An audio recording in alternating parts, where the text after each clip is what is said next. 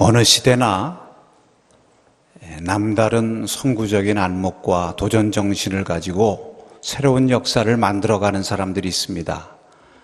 이러한 사람들은 남들이 걸어가지 않은 길, 또 밟지 않은 땅, 알지 못하는 세계를 먼저 믿음과 모험의 정신을 가지고 달려나가는 그러한 사람들이죠.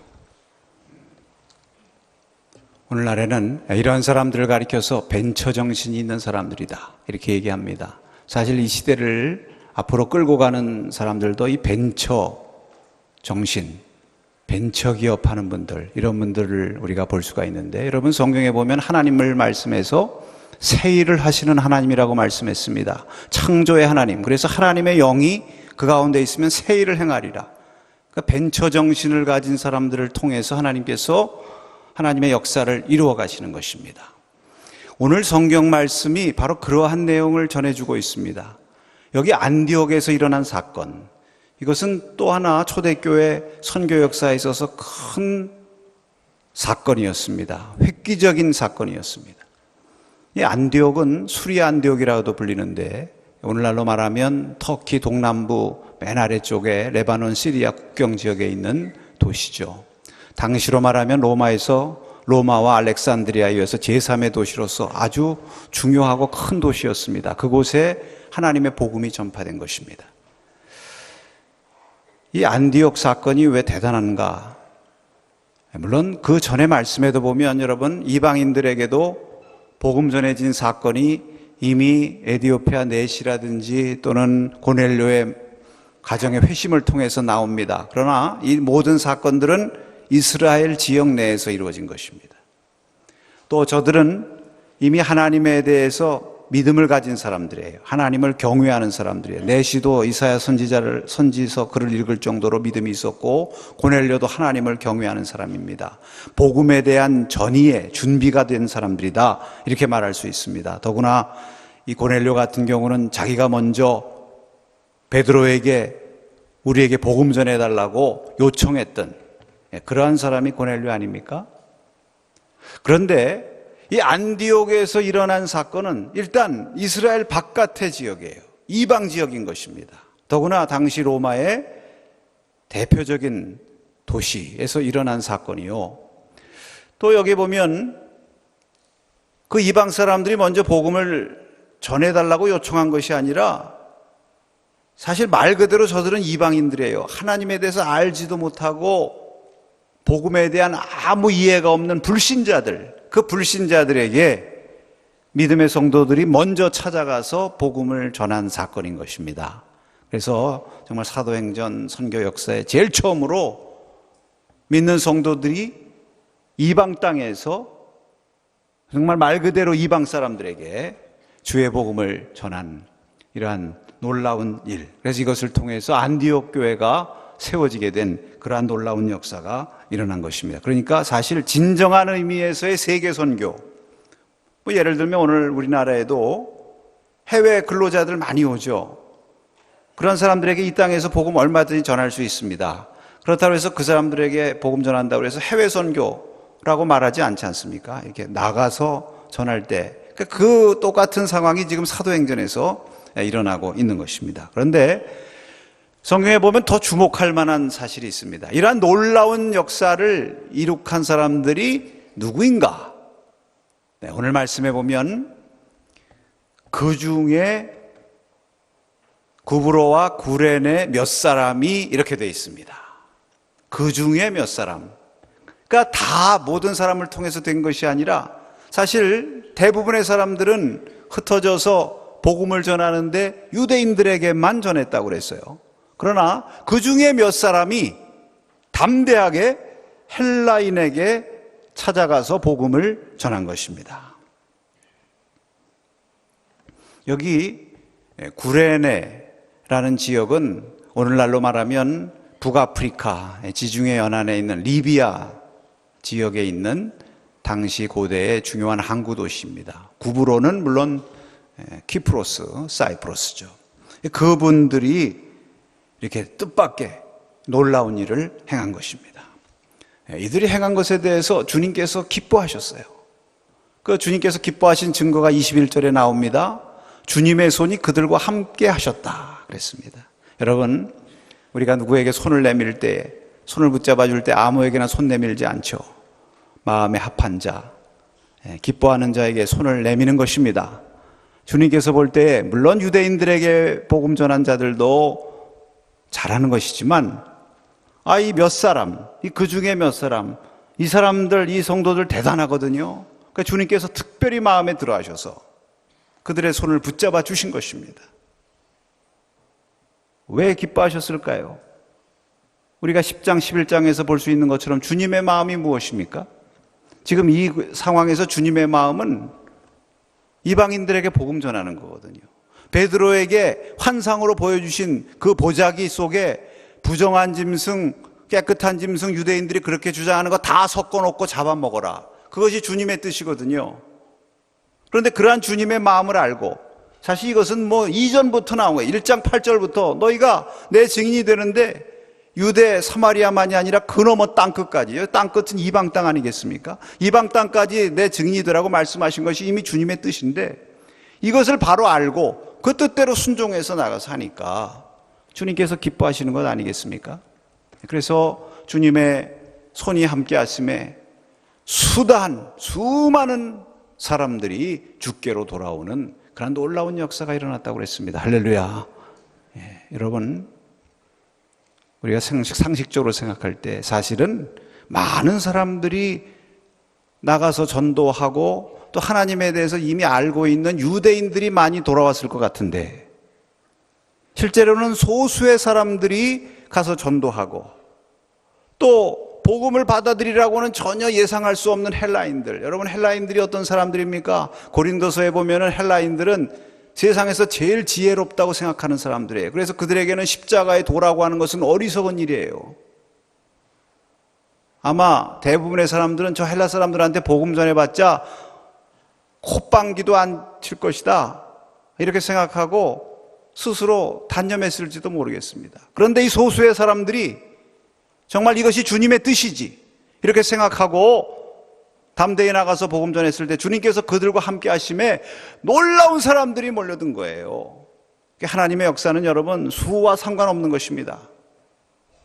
우리들 생각하고는 전혀 다른 결과가 나타난 것입니다. 그래서 안디옥 교회가 생기는데, 여러분 안디옥 교회가 어떤 교회입니까? 여기 수많은 돌아온 사람들은 헬라인이에요. 물론 헬라인들만 다 돌아왔을 것으로는 생각지 않습니다. 유대인들에게도 복음 전했고 또 안디옥에는 많은 유대인들이 살았기 때문에 유대인들도 물론 돌아왔겠죠. 중요한 것은 이 안디옥 교회가 그래서 헬라인과 유대인들이 함께 모여 예배하는 교회, 최초의 교회가 된 것입니다. 얼마나 신비스러운가 하면 베드로에게 하나님께서 환상으로 보여주신 그 보자기 안의 모습, 네, 그렇죠. 이 짐승, 저 짐승, 부정한 짐승, 깨끗한 짐승 다 섞인 그 모습 그대로 된 거예요. 하나님의 역사인 줄로 믿습니다. 이 안디옥 교회가 얼마나 중요합니까? 이후로 이 안디옥 교회가 더 하나님의 역사로 부흥되고 최초로 그리스도인이라고 칭함을 받고 이방선교의 전초기지가 되고, 여러분 이러한 놀라운 역사가 바로 그 중에 몇 사람, 따라하십시다. 그 중에 몇 사람이, 그 중에 몇 사람이 한 일이에요.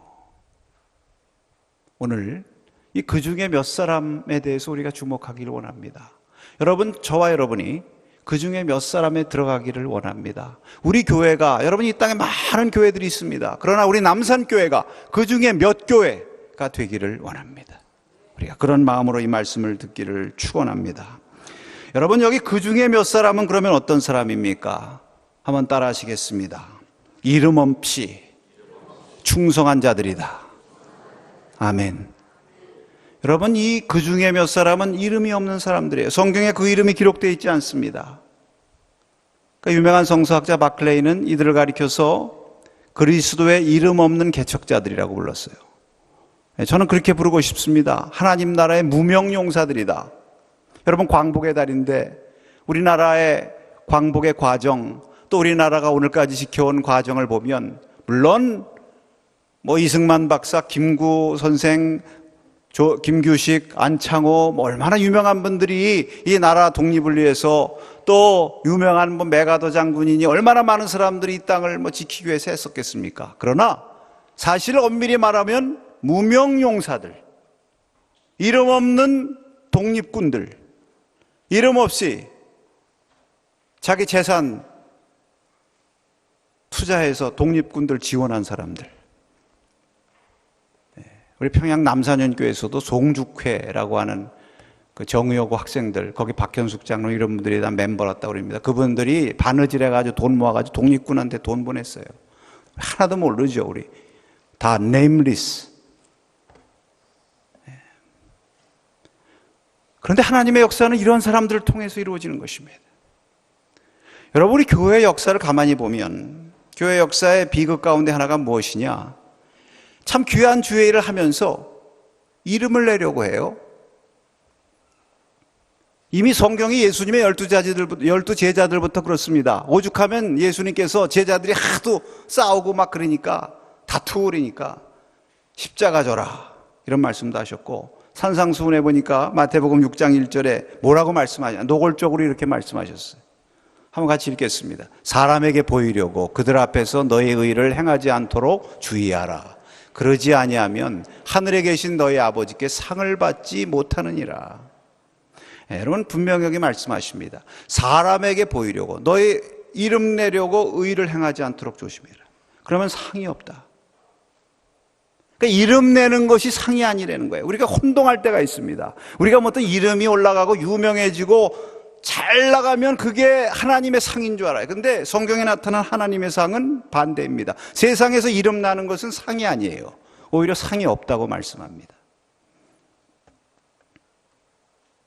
여기 오늘 본문의 이 사람들은 이름이 없어요. 그래서 성경에 이름 한자 나오잖아요. 그러나 분명한 것은 하나님 나라 생명책에 그 이름이 기록된 줄로 믿습니다. 많은 사람들을 옳은 대로 이끌어낸 사람들은 하늘의 별과 같이 영원히 빛나게 하신다고 다니엘서에 말씀하셨어요. 하늘나라의 스타인 것입니다. 이름 없는 영웅들이죠. 무명용사들. 가만히 생각해 보면 여러분, 이게 안디옥 교회의 축복이에요. 안디옥 교회가 처음에 세워질 때에 이름 없는 사람들이 세워졌기 때문에 더 부흥하고 크게 역사했던 것 같아요. 믿습니까? 예를 들면 빌립보 교회, 여러분 빌립보 교회가 처음에 루디아라고 하는 한 여성이 집을 내놓고 거기서 교회가 시작됐습니다. 원래 여성들의 파워가 세다 보니까 빌립보 교회가 계속해서 그 여성들의 리더십이 강했어요. 이 루디아나 이런 사람들하고 같이 교회를 시작했던 멤버 가운데 유오디아와 순두계라고 하는 두 여성 지도자가 있었어요. 근데 이 사람들 이름이 난 것입니다. 그 사람들의 이름의 그 공로로 말미암아 교회가 세워지다 보니까 어떤 현상이 일어났는가? 빌립보 4장에 보니까 사도 바울이 빌립보 교회가 다 좋고 선교 열심히 동참하고 참 하나님께 기쁨이 되는데 딱 하나, 유오디아와 순두계야, 주 안에서 합해라. 그 이름이 나면 하나님의 이름은 떨어지게 되어 있는 것입니다. 근데 안디옥 교회는 무명용사들이 세웠으니까 하나님의 이름만 높아지고 주의 교회의 이름만 높아진 줄로 믿습니다. 여러분, 이것이 참 역사의 교훈이에요. 오늘 이 사회에, 오늘 우리 교회에 정말 귀한 분들이 누굽니까? 이름 없는, 빛도 없이 보이지 않는 곳에서 헌신하는 분들이죠. 사실 우리 사회를 보면 이름을 중시하는 사회입니다. 입신양명, 뭐 부모님의 이름에 먹칠한다 이런 말 쓰고요. 참 그 이름을 중시해요. 그게 왜 그런가? 가만히 보면 이게 유교의 영향입니다. 또 이 샤머니즘의 영향을 받아가지고, 샤머니즘은 종말론이 없어요. 천국 사상이 없고, 그죠? 이 현 세상, 지금 우리가 사는 이 보이는 세상에서 복받고 건강하고 잘되고 무병장수하면 그게 최고입니다. 현실주의예요. 그러다 보니까 그래서 이 땅에서 잘되고 이름나고 높아지고 복받는 것으로 그것이 하나님의 상급인 것으로 오해하는 그러한 일들이 생기는 것입니다. 그러나 여러분 분명히 말씀드리지만 그것은 기독교가 아닙니다. 근데 오늘날 교회를 보면요, 저는 이런 신문 같은 데 보면 그 신문에 광고 내는데 거기 왜 목사님, 장로님들, 교회 지도자들 깍두기 사진 해가지고 쫙 내는지 모르겠어요.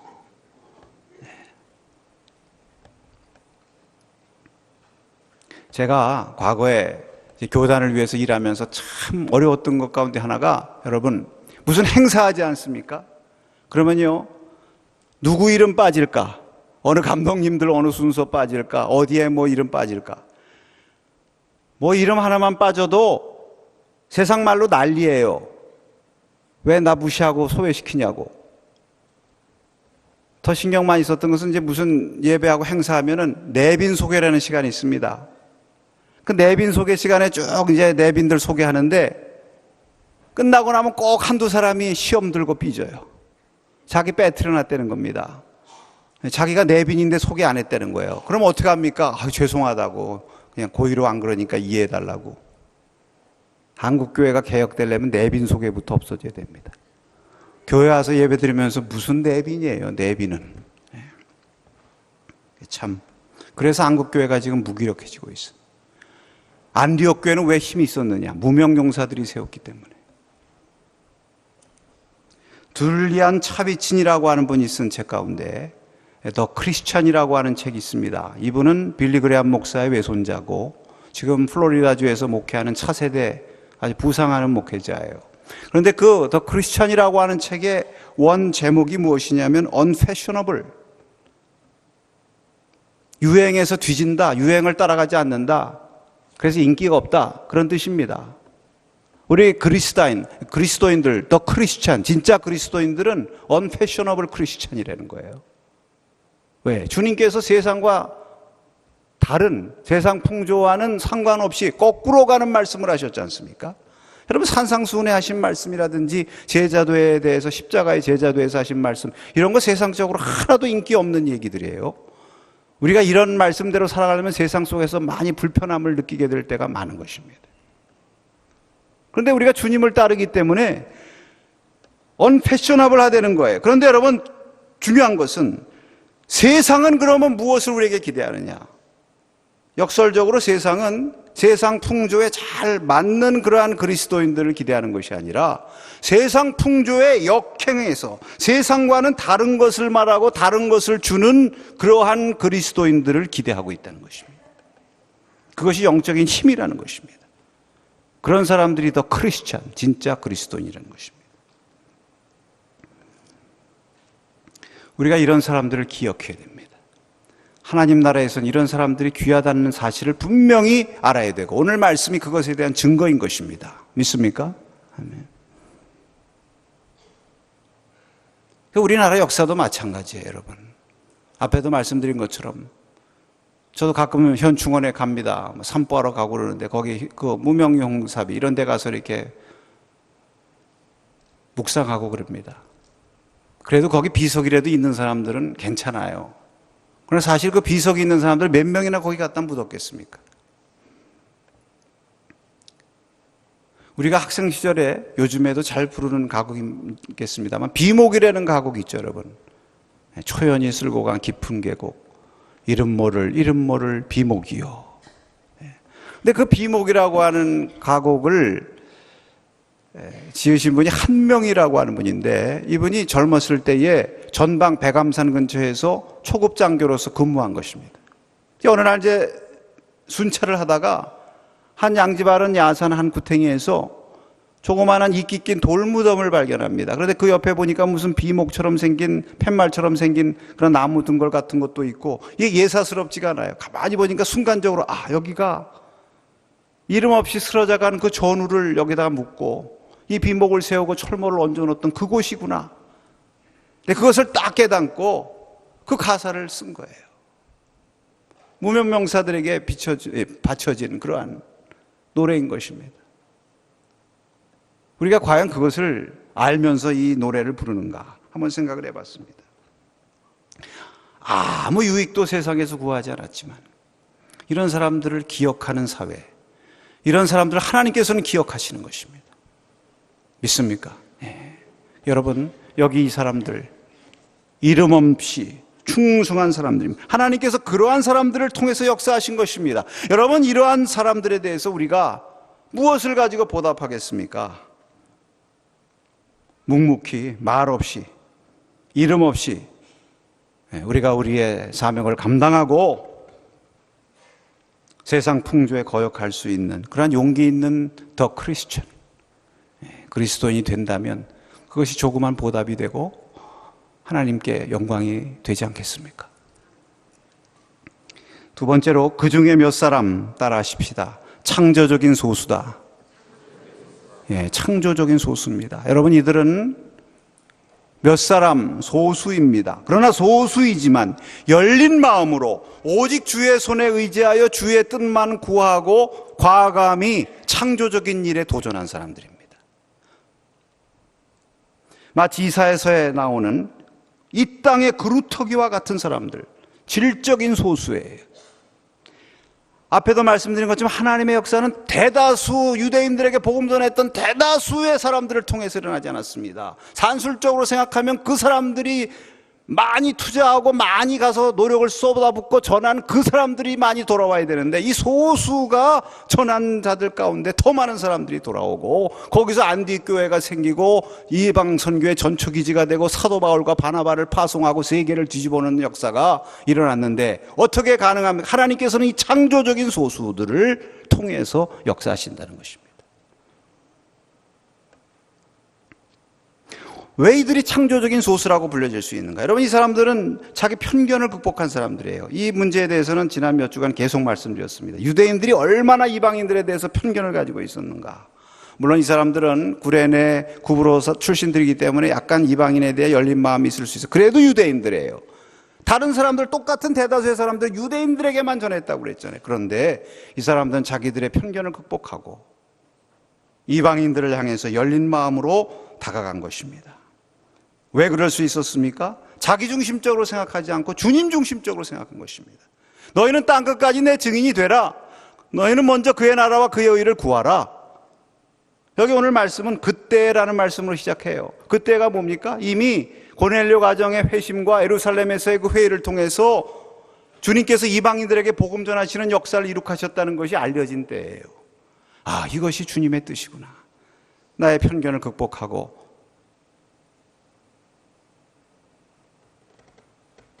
나서야지.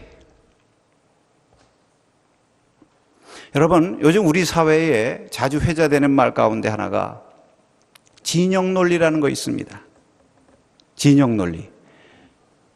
우리 진영, 내가 속한 집단의 말은 무조건 옳은 거, 이거 대변하는 거예요. 그 색깔 가지고 상대방을 바라봅니다. 여러분, 사실 우리 한국 사회가 지난 해방 이후 70년의 역사 속에서 두 가지 큰 과제를 이루었습니다. 성과. 하나는 산업화를 이루었습니다. 정말 못 먹고 못 입어가면서 밤낮 12시간, 20시간 일했습니다. 그래서 산업화를 일으켰어요. 그 산업화 세력이 있습니다. 좀 보수적인 색채도 있죠. 또 하나 이룬 것이 민주화를 이루었습니다. 많은 고통을 겪으면서 독재와 싸워가면서 민주화를 이뤘어요. 그래서 오늘날의 그 민주화 세력이 됐어요. 그런데 여러분, 이게 정치적으로 이 산업화 세력과 민주화 세력이 요즘 보면 진영 논리에 갇혀 있다는 거예요. 자기 진영에, 이게 또 하나의 집단 이기주의라는 것입니다. 그래서 자기 세상과 자기 사상과 자기 주장만 옳다고 하니까 이게 팽팽하게 가가지고 우리 사회가 지금 갈등, 이 분열, 이거에 고통을 겪고 있는 것 아니겠습니까? 그런데 오늘 여기 그 중에 몇 사람, 안디옥의 이 사람들은 이 진영 논리를 극복한 창조적인 소수라는 것입니다. 주님을 따르는 사람들이, 주님이 진영 논리 극복했습니다. 왜?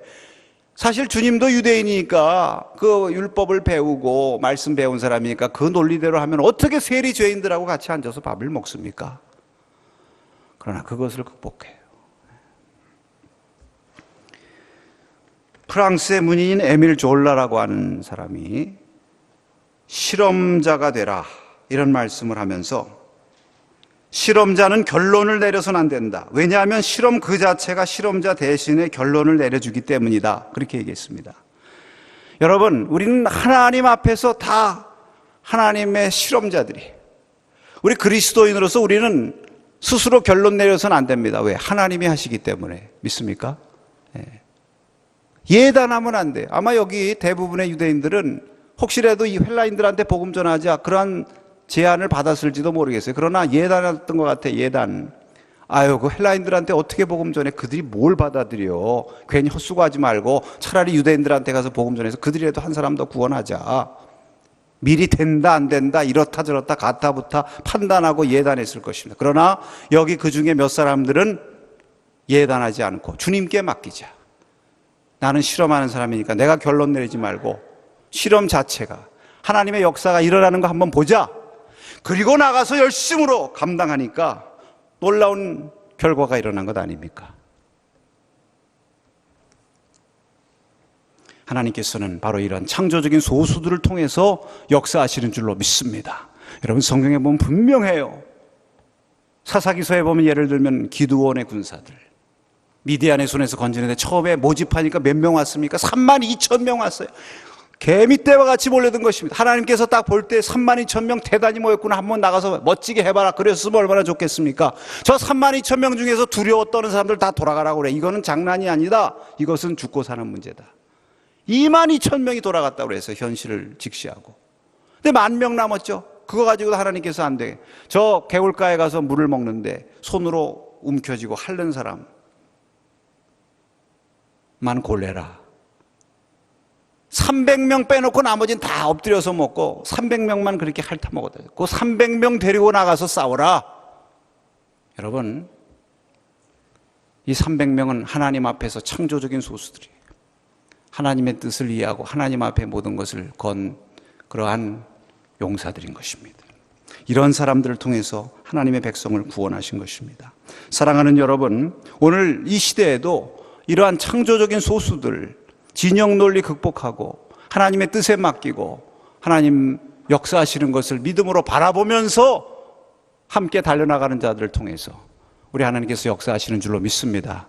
오늘 우리 교회 이러한 창조적인 소수들이 많아지기를, 어떻게 보면 좀 어폐가 있습니다만, 소수가 많아진다고 그러니까 어폐가 있지만 이런 창조적인 소수들이 우리 가운데 일어나기를 간절히 축원합니다. 그 다음에 마지막으로 그 중에 몇 사람은 따라하십시다. 역경을 축복의 현장으로 만든 사람들이다. 아멘. 여러분, 이 사람들은 지금 어떤 사람들입니까? 디아스포라들이에요. 환난을 받아가지고 박해를 받아서 쫓겨난 사람들입니다. 레퓨지들이에요. 자기 한 몸 살기도 힘들어요. 거기 가서 자리 잡기도 힘든데 그 어려운 역경 속에서도 담대하게 이방인들에게 복음 전해서 사명의 현장, 축복의 현장, 기적의 현장으로 바꾼 사람들인 줄로 믿습니다. 이런 사람들은 어디를 가든지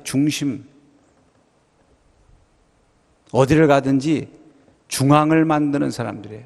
여러분, 교회 이름들 가운데 보면요, 무슨 중앙교회 이런 이름들이 있어요. 저도 그래서 가끔 그런 유혹을 받습니다. 남산중앙교회라고 한번 해볼까. 근데 하나님께서 그러지 말아라. 이름을 중앙이라고 해서 그게 중앙이 되냐? 변두리도 하나님이 계시면 중앙이다.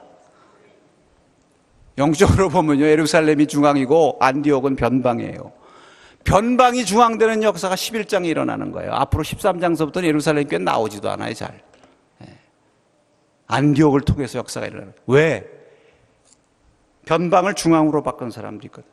역경을 하나님의 기적의 현장으로 바꾼 사람들이 있거든요. 여러분, 하나님이 역사하시는 방법이 바로 이런 것입니다. 고린도전서 1장 26절에서 27절 말씀을 우리가 한번 읽겠습니다. 형제들아, 너희를 부르심을 보라. 육체를 따라 지혜로운 자가 많지 아니하며 능한 자가 많지 아니하며 문벌 좋은 자가 많지 아니하도다. 그러나 하나님께서 세상에 미련한 것들을 택하사 지혜 있는 자들을 부끄럽게 하려 하시고 세상에 약한 것들을 택하사 강한 것들을 부끄럽게 하려 하시며. 아멘.